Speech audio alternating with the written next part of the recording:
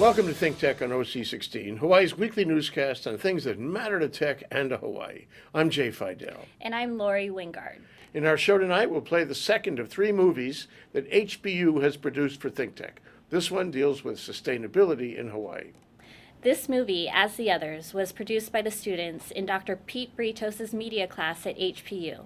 From the concept to getting the guests, to hosting and conducting the interviews and the camera, lighting, sound, and editing work, this movie was made by those kids. Here it is.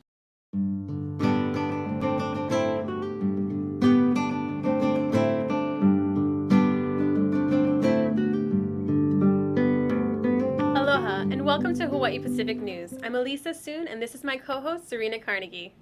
In today's program, we'll be discussing geothermal energy and food sustainability. Our guests include attorney Mililani Trask, Innovation Development Group founder Robbie Cabra, Ma'o Farms Director Kamuela Enos, organic food advocate Juanita Kawamoto-Brown, and Governor Neil Abercrombie, amongst others. Alisa, geothermal has been a long hot topic here in Hawaii. In 1991, a coalition of Hawaiians and environmentalists on the Big Island successfully shut down a major geothermal development project in Puna in the Wau-Kele-o-Puna rainforest. But with the fossil fuel spills in the Atlantic Ocean and nuclear energy meltdowns in the Pacific, domestically sustainable energy like geothermal has gained a new kind of relevance. Everyone is talking about it, from Hawaiians who once opposed geothermal to Governor Neil Abercrombie, who I had a chance recently to speak with. We can't rely on the continued import of fossil-based fuels. The costs are, of course, enormous. It's not that growing our own fuel like biofuels or utilizing geothermal and being able even to transmit it between islands is necessarily a big cost saver. It might even be as expensive or more expensive right now than oil, but the money stays here, the jobs stay here, and it's renewable. Whereas once you send money out for a barrel of oil, you just have to keep sending money out for the next barrels of oil. There's nothing renewable about it all. The only thing that you get to renew is your contract for keeping money going out of the state. So that's unsustainable. King David Kalakaua in 1881 voyaged to New York to Thomas Edison's studio to see if the inventor had a solution for piping geothermal energy from the Big Island to Oahu to fuel Honolulu and his Iolani Palace. I guess Edison couldn't help him. No, but that's a recent example. HPN reporter Nicole Kato interviewed one Hawaiian who has built geothermal projects in New Zealand with Maori tribes who own geothermal land. Robbie Cabral, founder of the Hawaii-based Innovations Development Group, explains the Hawaiian and Maori genealogical and geothermal connection through mythologies they have in common. Maoris are what they call taitaina. And in Hawaiian culture, we say kaikaina. They're our younger siblings. We're their tuakana, or kaikuaana in Hawaiian. And their migrations, their genealogy, what they call their whakapapa, they descended from Hawaii. They migrated through a common ancestor of both of ours. They refer to him as Natoro Irangi. We refer to him as Nakolo Ikalani. And story goes in the migrations, when he navigated down to Aotearoa, leaving our very warm climate and arriving there in the winter. And he went into the middle of the country in an area called Taupo. And Taupo hosts the largest lake in the southern hemisphere. And on Mount Tongariro, he found himself dying from the cold, from the snow. And he immediately summoned upon his sisters, Te Pupu and Ho'aka. And the myth goes, and the genealogy, as they call it, is that when he summoned his sisters, they summoned through the demigod Maui, the Nafa from Hawaii, the fires from Hawaii. And so the demigod Maui took the fires from Tutupele and brought it all the way down Aotearoa. And that's how they believe they received their fires. So just as the fires connect us, is the genealogy. They descend from us. So we share the same common ancestors. We share the same common gods. So the Maori had a pretty pragmatic rationale for using geothermal. Right.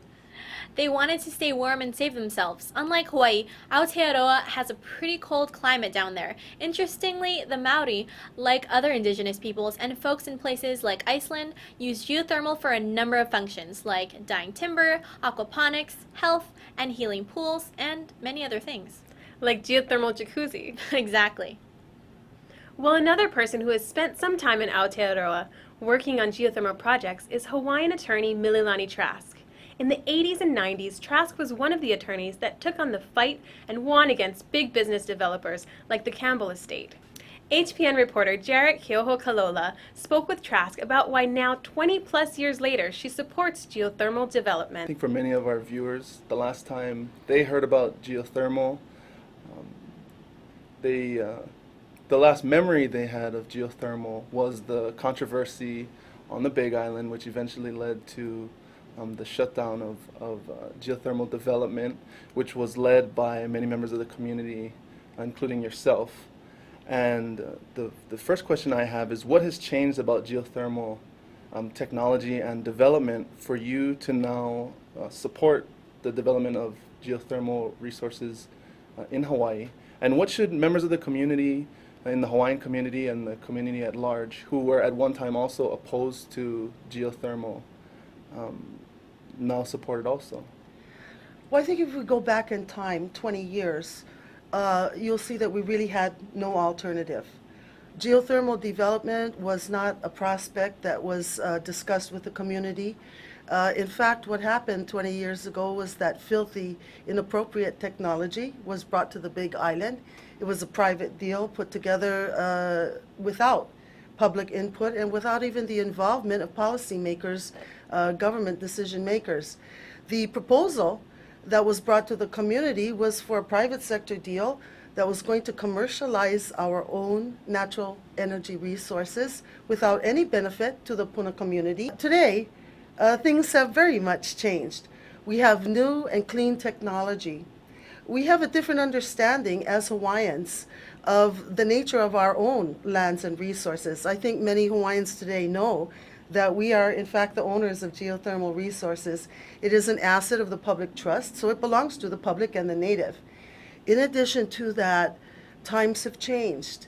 When you look at the crisis relating to global warming, when you look at our own carbon footprint, and we as Hawaiians are responsible for it, we have to admit that our own dependency and addiction to fossil fuel is contributing to our energy insecurity as a state, and it is continuing to toxify our environment. You've mentioned several times that the geothermal resources are publicly owned. Can you explain that for us? In Hawaii, geothermal resources are defined as being minerals. Minerals are one of the assets in what is known as the Ceded Land Trust. When Hawaii became a state, something very interesting happened here that did not happen anywhere else on the continent. In Hawaii, because of the historical relationship to the kingdom, when Hawaii became a state, the vast majority of what were called public trust resources were given and set aside in the state, not just for the public, but for the betterment of condition of Native Hawaiians. And so Hawaii is the only state in the Union in which virtually the entire public trust belongs to the public and the native. So here we have a good partnership between the public and the native. We don't really have to worry about the native fighting the public because together we own the resource. When you look at the law, it is because geothermal resources are defined as minerals. Minerals are part of the public trust. And so this really is something that belongs to each and every one of us. It is not a private asset. It has never been a private asset. But because of our colonial monopoly and the history that came about, we have never been able to really develop a public approach to geothermal development. And I think that we're now at a point where we need to consider it. When you look at communities like Puna, which has hosted geothermal for 17 years, they're the poorest district on our island. We need to keep that district in agriculture, because the Big Island is the breadbasket for our state. We cannot allow the lands of the Big Island to be converted to biofuel so that instead of planting food, we're planting weeds to burn in plants that were initially created for oil. We need to keep our agriculture for food security, and instead use the geothermal energy to not only provide the baseline, but also to support this proliferation of small businesses, health and wellness sector. Why not? People are coming to Hawaii to vacation. Let's make it a health and wellness destination, not just Waikiki for partying.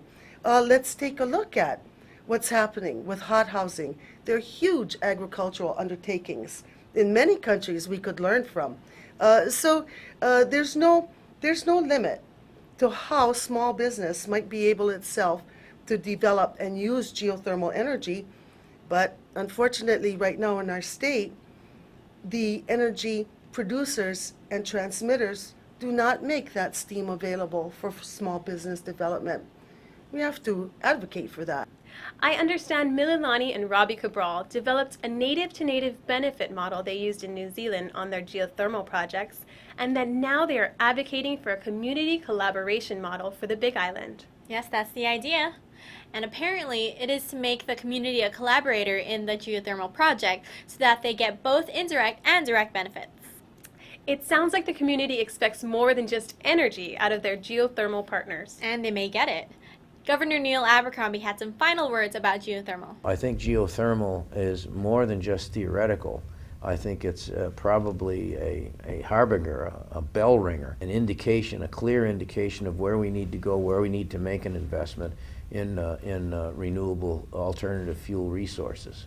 Serena, it sounds like the geothermal discussion will be around for the foreseeable future. Especially if Hawaii is going to go in the direction of once again becoming energy and food self-sufficient. Domestic sustainability is the name of the game. Indeed. And until geothermal or some other alternative energy is a fully viable resource, we will still need to depend on importing oil and gas to the islands. Yes, and the price of oil has been on the rise again. And the more oil costs, the more everything we ship to the islands will cost, just like food. Food is important.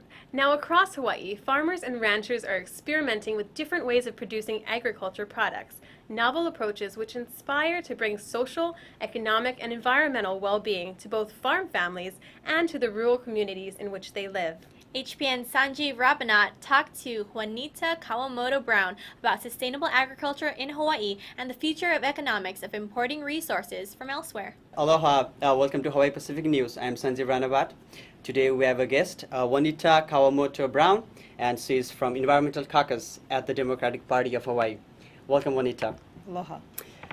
So what is Environmental Caucus and what are you doing with this? Okay, the Environmental Caucus of the Democratic Party of Hawaii is an organization that's focused within the Democratic Party, follows issues that have to do with environmental platform. And I am the subcommittee chair of the Farm and Food Sustainability portion of our platform. We focus on issues that have to do with agriculture. What does food sustainability mean to the people of Hawaii? How can we help small family farms, which is really where we believe 100% of where Hawaii's food has always come from, has always started with small family farm, and we'll continue to follow that program. You know, when we're looking at $109 a barrel for oil and the cost to import food and ship food in, we really have to sit down and ask ourselves, you know, why do we need to worry about having something in a school garden? Why do we have to help support local farms? Why do we have to, you know, pay attention to what the state is doing with ag land? Because of that $109 a barrel, the cost of food is constantly going higher and higher and higher, and then our population is still growing, and so how are we going to feed the people with such a cost that's going to get to a level we can't even afford to ship? And then let's even go to the next level where what happens if we had a natural disaster like what happened in Japan? If we had a tsunami or an earthquake, where's our food if the fields are all fallow? If the children don't understand how to grow their own food, if they don't even understand what the aspect of food is. So the need was always there. It's just now we've got to get it out to the masses. If you go to the neighbor islands, this is no new news to them. If you're in Kula in an elementary school up there, or you're in Kohala where it's predominantly rural farm district, they all understand the importance of food and farming. In the city, where a lot of our population is, they need to get an understanding of what that is so that we can all work together and get it done right. What is the definition of sustainable agriculture? I personally believe from all the years that I've been watching what we've been doing here in our islands and the history of what we've been doing in these islands is that sustainable agriculture is a very simple process. We have so many people, we should be able to grow as much as we need to support what population is here. The Hawaiians did it. They were able to feed 1 million Hawaiians prior to Western introduction and any kind of civilization and legislation and organization that occurred even prior to that. It was just the village and the concepts of a village and the Hawaiian people saying, what do we do to feed all the people? And it's creating different systems that incorporate that, which is called the ahupua'a. From the mountain to the ocean, we take care of all the aspects regarding water, regarding soils, regarding pests, regarding every aspect of harvest. How does the group get together? So I believe that we just have to step it up again. One of the suppliers to local farmers markets is Ma'o Farms in Waianae. HPN reporter Sanjeev Robinat sat down with Kamuela Enos, a director with Ma'o Farms, and talked about how they're not only part of the sustainable agriculture movement, but they are heavily involved in educating the local community about health issues and Hawaiian culture. Today we have a very special guest from Waianae, Mr. Kamuela Enos, one of the directors of Ma'o Farms, one of the largest organic farms on Oahu, and he also serves as a commissioner on President Obama's Commission on Asian Pacific Islanders. He just returned from Washington. Welcome back, Mr. Enos. Thank you for having me. Let's talk about the concept of Ma'o Farms. When and why did you start it? Well, Ma'o started about 10 years ago. The founders are Gary and Kukui Mauna Kea Firth. They're from the community of Waianae. And Ma'o, over the years, its vision has coalesced to where we are now, truly a social enterprise. A social enterprise is kind of a for-profit, non-profit hybrid. The for-profit side of our organization is 24-acre certified organic farm, where we sell a full range of different types of vegetables, using no chemical inputs, nor do we use chemical fertilizers or pesticides. The bulk of our produce is then sold to an urban center, whether through direct sales through our CSA, or through chefs, co-producers like Ed Kinney at Town Restaurant, who's been an incredible supporter of us, or to retail spaces like Whole Foods, Down to Earth, Umeke. So we're currently the largest organic farm on Oahu, and we're doing over $500,000 a year in sales so far. That's the enterprise side. The social side, though, I mean, where we really are looking at being mission-driven, is the fact that the bulk of our workforce is recruited from the community of Waianae. We have a college internship called the YLT, the Youth Leadership Training, where we recruit young adults from Waianae to work on the farm. The prerequisites is they have to be age 17 to 24, have graduated from high school, and live on the Waianae coast. As interns, they have to go through a rigorous process to enter the program, but once in, they're expected to put in 20 hours a week on the farm, Monday, Wednesdays, and Fridays, first thing in the morning before sunrise till about noon, and some Saturdays where they work at the farmers market.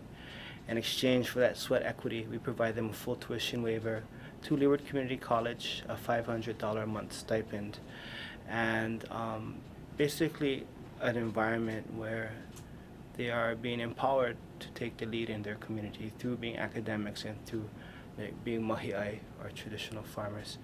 It's a 2.5-year to 3-year commitment where we graduate them with their associates and try to get them into their 4-year degree. And currently we're sending 25 kids from the coast to college, and this semester we're graduating 9 of them with their associates. So it's a way for us to kind of utilize many different address many different issues within our community, whether it's your education, to its health, to its economic development through one program, and have it be led by both the youth and have it be rooted in the land and culture. I think the challenge is first is in people's attitudes, especially in people in power, about what constitutes a feasible. I mean, that this can be a feasible model, and we are showing that it is. We are one of the fastest growing businesses in the States. Like, we're expanding during a recession, and we're making money while getting kids through college and having these great multipliers.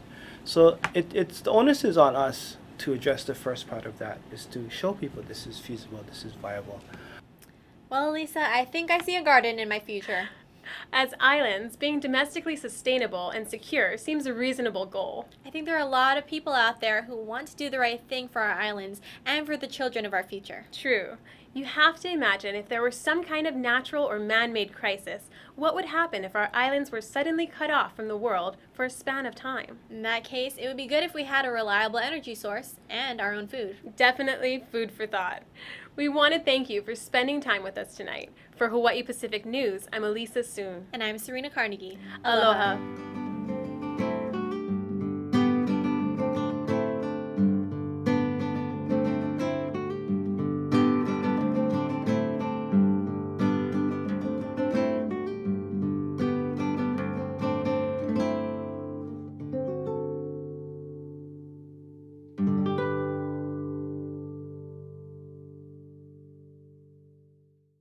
So what did you think? Did you agree with the treatment they came up with, the choice of interviews, the statements of the hosts and interviewees? Alisa Soon was one of the students who participated in the making of the HPU movie. It's a pretty good movie, actually, and I wanted to get your take on how it went, in the process of making this movie. Well, it really was a project that we had for our Writing for New Media class, and our professor, Dr. Peter Britos, gave us the opportunity to cover a story that we'd be interested in. So I think the first few classes was really brainstorming ideas about topics that the class wanted to cover, and that we'd have the opportunity to feature it in a movie that we'd show on ThinkTech Hawaii. So we really wanted to cover topics that were very important to us and things that we were interested in, as well as things that we felt that the community should hear about. What was the learning process like? Because that's challenging. I mean, anybody would have a challenge doing that, especially about sustainability, and the borderline with activism and all that. Definitely. It was a little intimidating, but our producers, we had Justin Ornelas, Sanjeev Rabinat, and Daphne Okla, who helped put together this film, really, took it on. They took on the challenge of setting up interviews with very, very important people, people like Mililani Trask. We also were able to talk to Governor Neil Abercrombie about these topics. These were very, like you said, heavy topics, important topics, and so we had to go to the people who knew them the best and who were passionate about it, and we were really surprised that they would actually talk to us. You were terrific, by the way, as one of the hosts in the program, and I wonder if you could tell us what you learned in the process. Thank you for that. We definitely learned a lot. I think the thing I learned the most was about how much I didn't know about the topic. You can read up on it, you can read the papers, you can read articles, you can, Google it and try to find out as much as you know, but you really don't know that much until you actually can dig into it more yourself and talk to experts. And it's not, when you're sitting down one-on-one with somebody who knows the topic, it's not just about what they're saying, but how they're saying it. So would you do it again? I mean, is this something that has affected your view of the world going forward, your career plan in any way? I definitely would do it again. I think it was a great opportunity to get some real world experience in the classroom instead of learning from a textbook. I think it was a project that, has inspired me personally and a lot of people in our class to dig deeper into different topics that we're interested in. And it's made us better students and better people. Would you do it for ThinkTech, actually? I would love to do it for ThinkTech, so I'd love to be back anytime you'd have me. Okay, well, we're going to do that. People, you will see more of Alisa. Lisa, what'd you get in the class? What was your grade? I believe I got an A. Good work. Thank you. Thanks to all the kids, the students who worked on this movie. Their names are in the credits. And thanks to Dr. Pete Britos at HPU for making this happen.